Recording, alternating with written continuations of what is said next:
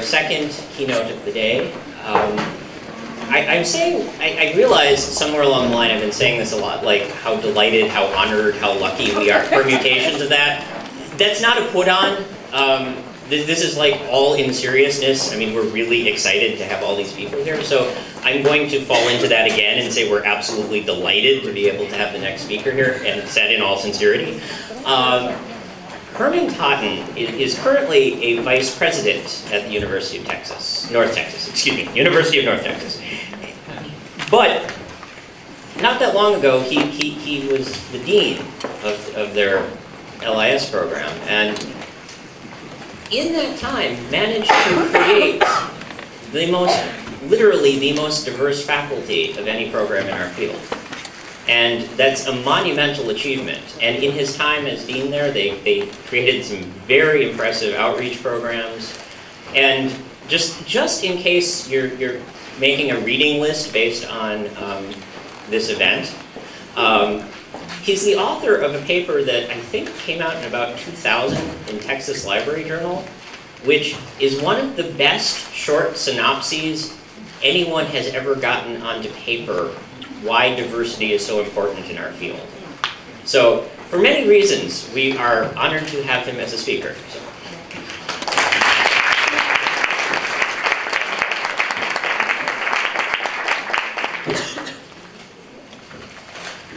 First of all, I'd like to say thank you to Paul for such a generous introduction.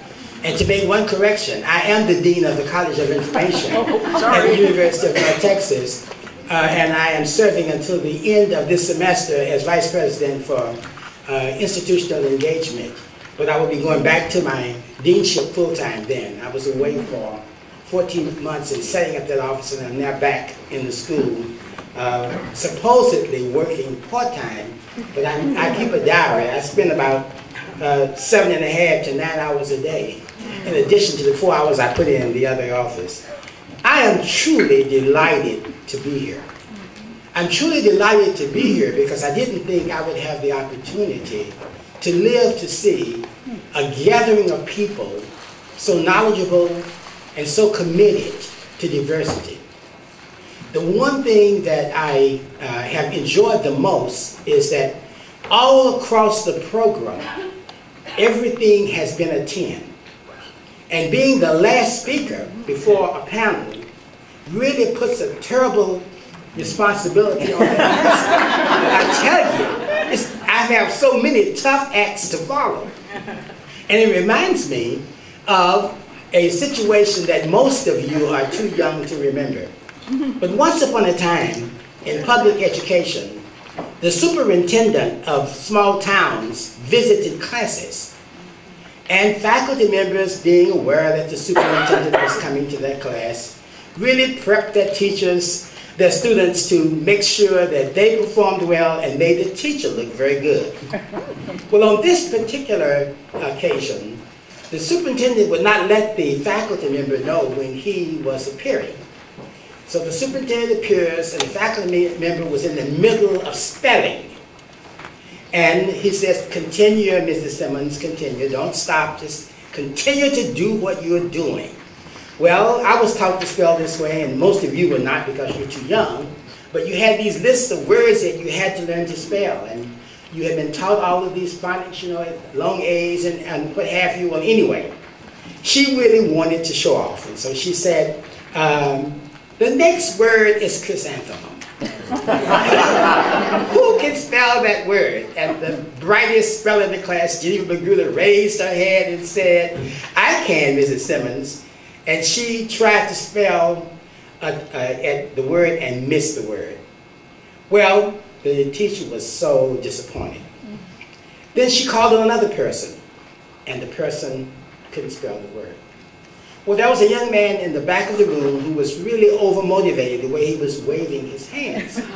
And she was not even thinking in terms of calling on him because of the fact that he has this very peculiar name that she had tried to get him to change, and his mother came to school and said, no, his name is Dammit McKinley III. That means that his grandfather's name was Dammit, his father's name is Dammit, And we are not about to change it because you think it's a smutty word. Well, you know, in those days, you didn't use smutty words in the public schools at all. So this young man in the back of the room was waving his hand for Mrs. Simmons' attention. So Mrs. Simmons responded and said, "Oh, damn it, you can't spell it." And the superintendent looked in utter amazement and said, "Well, hell, let him try." So I'm going to try to live up to all of these wonderful programs. My colleague last night just put me to shame. It's been a long time since I've gone to a named lectureship where the presenter was a good presenter and kept me at the end of my seat waiting for what quote was going to be next and how she was going to approach the subject in the next way. It was just fantastic. And then the second speaker, who was the first keynote speaker, really warmed my heart because my program was one of the very first programs in the country. I was the associate dean then that went into what we called in those days handicapped personnel. This is before ADA and we became challenged and all of the new words that we're using. And we're so proud that we produced about 12, at that time it was not IMLS, it was the Library Bureau, which was a part of the Office of Education. And we had a Title IIB program where we educated about 10 persons with disabilities. In those days, they were called handicaps. And we're so fortunate that the current state librarian for the blind of Massachusetts is one of the graduates of that program. So my heart, as well as my soul, was warmed with your presentation today, because this is a portion of diversity that we have a tendency to forget. Well, you have to recognize me. I established beyond a reasonable shadow of a doubt that I'm the oldest person in this room. So as a way of letting you know that I recognize that, you needed to have some history of how we got to where we are today. So I'm going to give you that history, and I think that you will feel altogether different about the word diversity and inclusion once I conclude. I'm not going to tell you how many years ago it was, but I was a freshman. I was a freshman in college, and I went into the Wildcat Inn. It was so long ago, this historically predominantly black institution did not have a lovely student union building like we're in today. It had a building that was converted into a student center that was called, the mascot of the college is Wildcat, so it was called the Wildcat Inn. You wouldn't have known about that college if I told you the name of the college 10 years ago, but you probably all know it today because it's the home of the great debaters. Wiley College in Marshall, Texas. Well, I could not figure out what all of the hullabaloo was about as I entered the main cafeteria area of the Wildcat Inn. And what was so interesting to me is that the students were all huddled around a couple of copies of the local newspaper. Well, if you were African American, the only way you got on the front page of the paper was to do some crime. So I couldn't figure out why these students were so excited about the Marshall News Messenger. So I walked up into the group, and what they were in awe about was, on the very front page of the paper, the headline read, "Russia launches the first satellite." The satellite was called Sputnik, not as a name, but because it was the Russian word for satellite. You can imagine the cast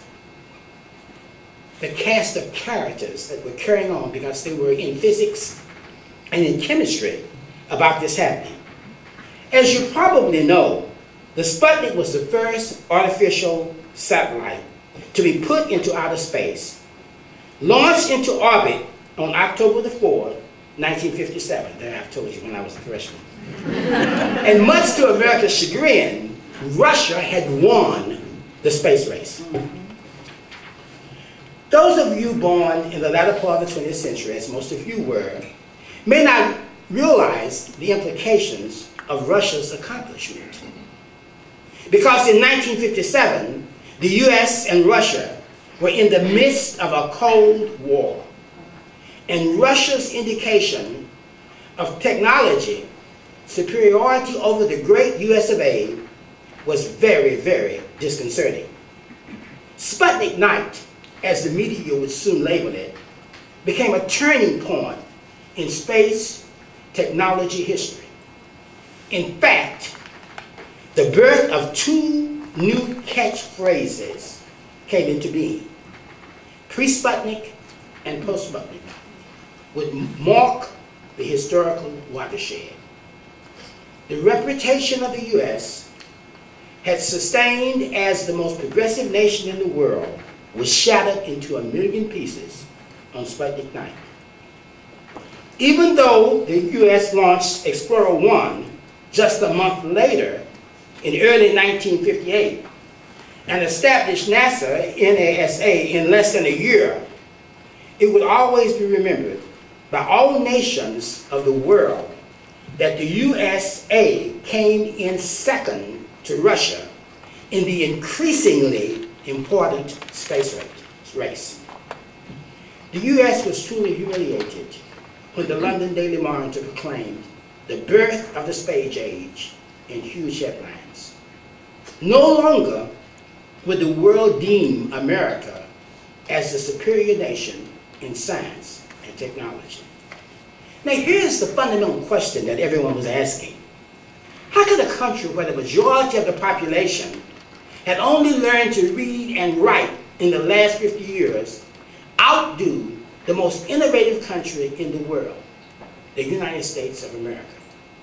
How did this formerly backward country manage to gather the knowledge and resources to initiate a turning point in the world's technological history? Well, I'm going to tell you the secret. I'm going to tell you exactly how they did it. At the end of World War II, in 1945, I know you want me to quit mentioning all these old dates, the Allies overtook the city of Berlin. Although the Western Allies seized most of the human and physical assets of Germany, they allocated Berlin to Russia.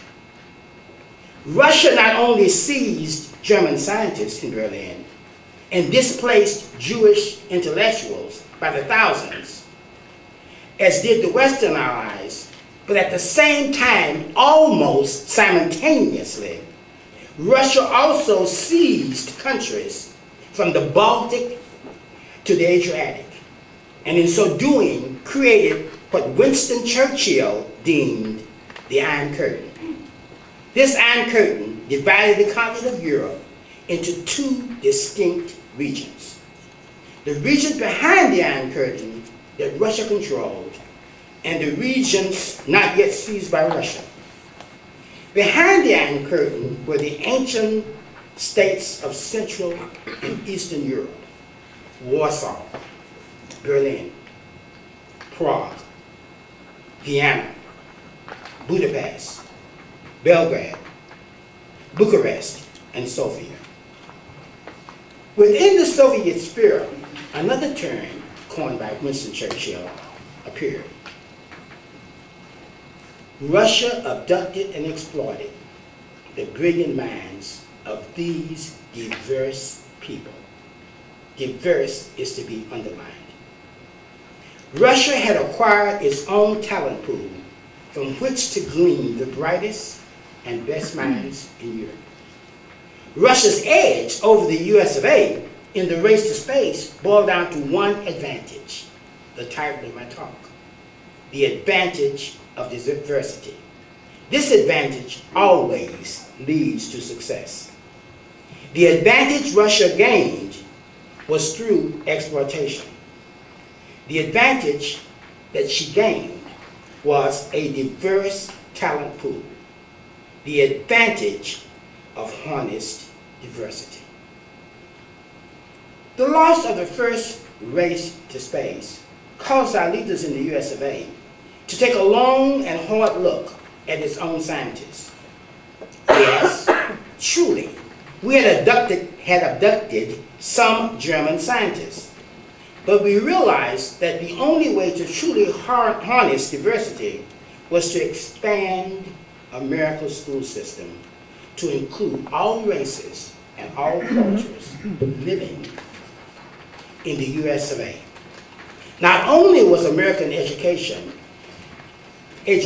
base lacking in the breadth and that it needed to engender creativity in science and technology, but it lacked the key success that the Russians had gained. And that success is harnessing diversity. I want you to stop and think with me for just a moment that the Western experiment in education is an unusual experiment. Education in Western, particularly the US of A, is relegated to the laity. Our trustee boards are not necessarily educators. They are lay members. So we have the disadvantage of people controlling what happens in education in many instances, sometimes uneducated themselves. Although Russia used its ill-gotten talent pool to its advantage in the beginning, it made a terrible mistake. And that mistake was trying to force its diverse cultures into the mold of the Soviet culture. And you will have heard some of this in a couple other speeches today. Instead of celebrating their differences, they tried to produce the old American technique that worked very well, a melting pot. A single bowl of Soviet puree emerged. How many of you ever put a lot of things in your blender and you then drink what you blended and you can't separate one of the things from the other? Well, this is what I mean by Soviet puree.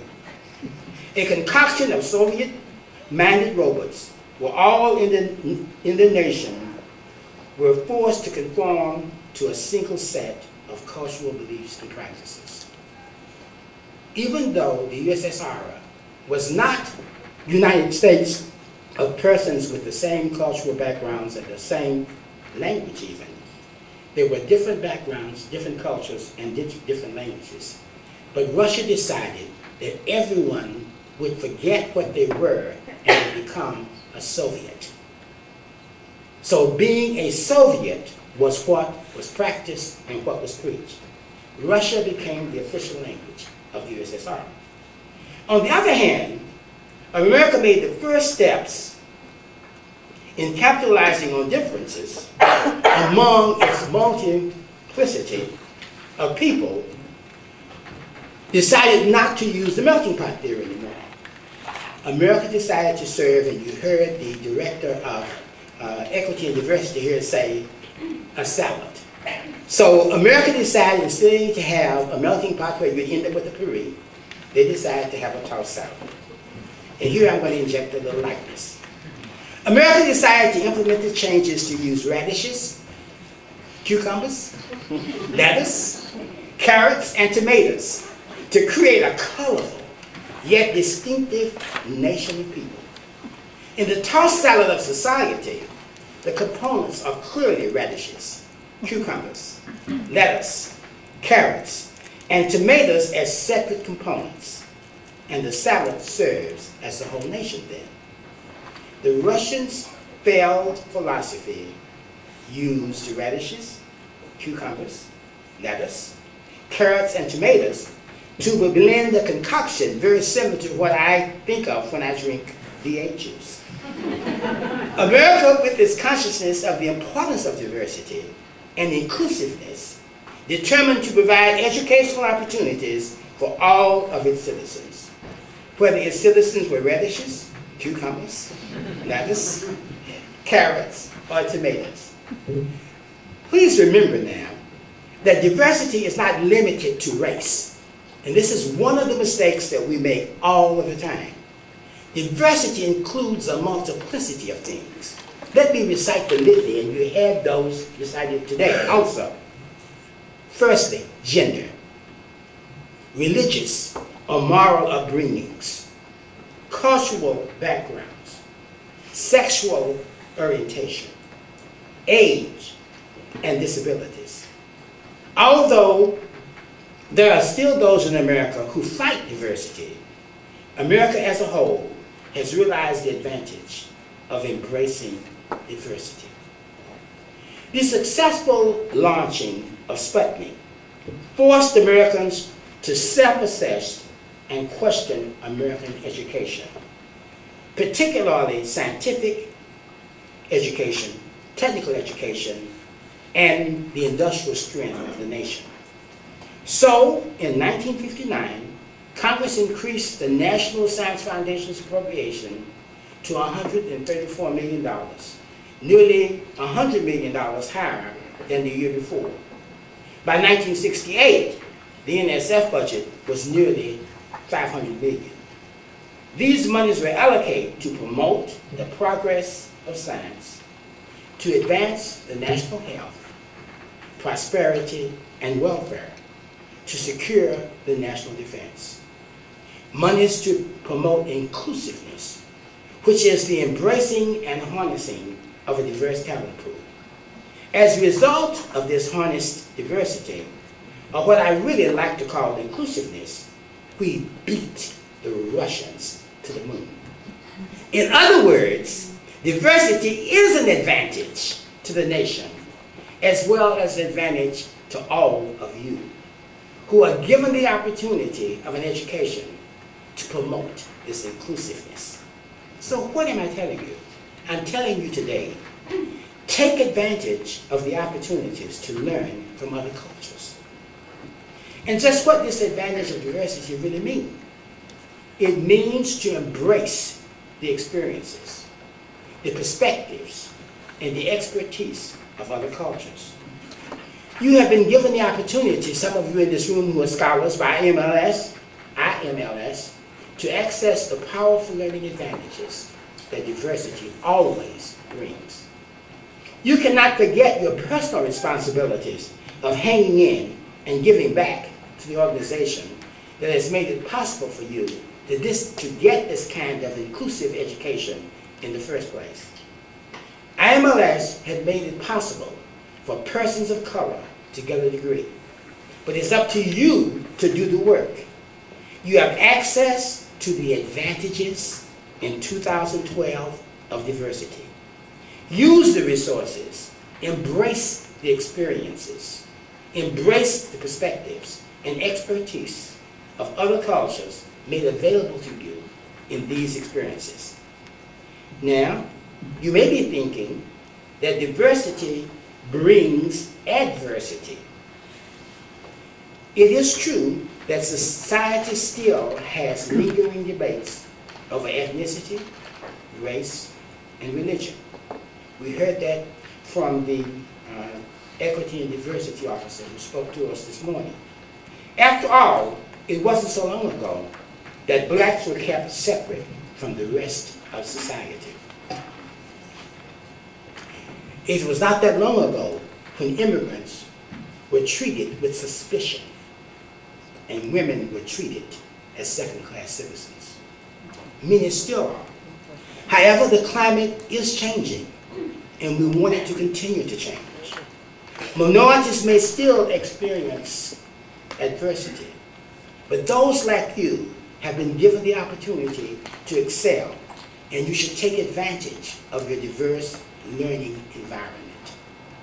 Do you realize that people of diverse cultures, diverse religions, and social status founded the United States of America?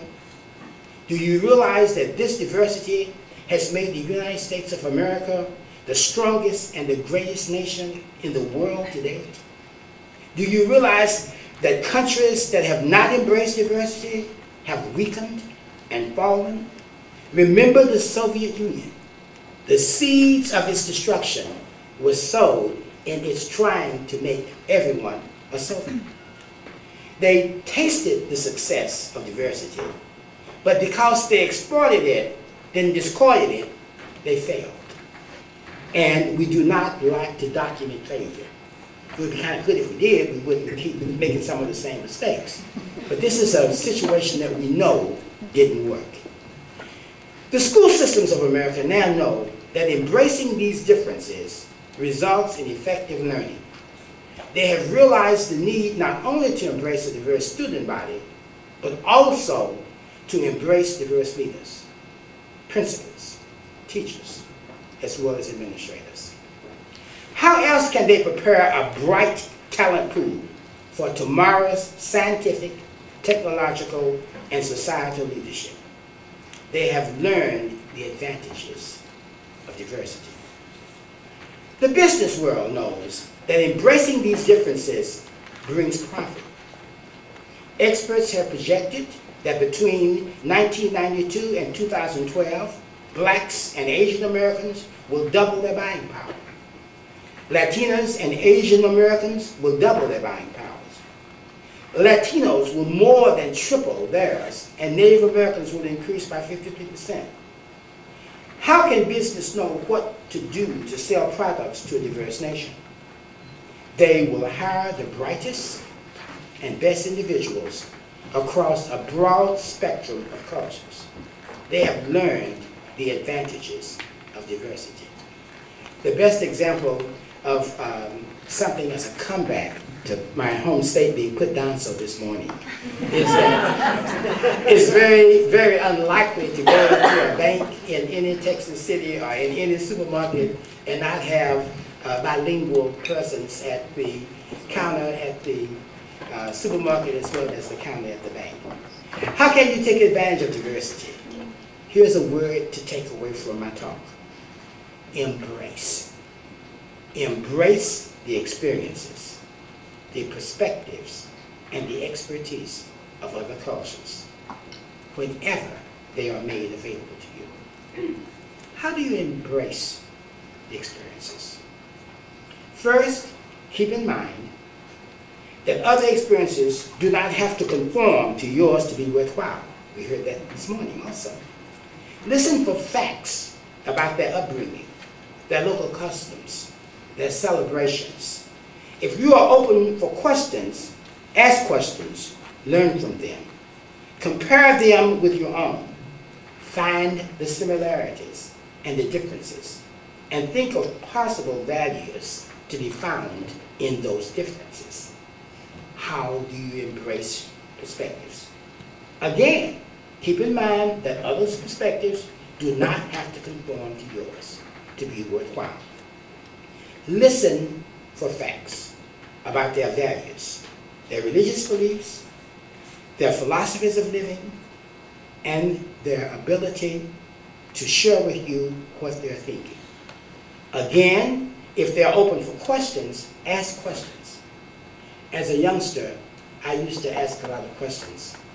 And then my grandfather told me, Herman, asking questions is a sign of intelligence. I think he regretted that because I asked a whole lot of questions. Learn from them. Compare them with your own. Find the similarities and the differences. And think of possible values that you find in the differences. How do we embrace expertise? First and foremost, keep in mind that the only way to expand and become a valuable part of the talent pool is to add value to your own experiences. So again, keep in mind that the expertise of others does not have to match your expertise to be worthwhile. Listen for facts about their knowledge, their learning experiences, their advice for learning, and their goals educationally and vocationally. Again, if they are open for questions, ask questions. Learn from them. Compare their knowledge with your own. Find the similarities and the differences, and realize the value of the differences. What will you gain by embracing diversity? You will reap the fruits of increased value of your own talents. You will learn to help others like you develop their talents by embracing diversity. You will become a part of the strongest nation in the world's quest for knowledge, for security, and for peace. Take advantage of the opportunity to be enriched by the diverse experiences, perspectives, and expertise. You have it here, so please use it. Don't be like the Russians and throw away your opportunity to expand. Freely accept the opportunity you have here. Absorb all that you can from all that you meet, and become a part of the brightest and best tomorrow's talent that will face the world. Do not let diversity be an adversary. Embrace it, seize the opportunity, and realize the advantage of diversity. And always remember, it was diversity that allowed us to beat the Russians to manage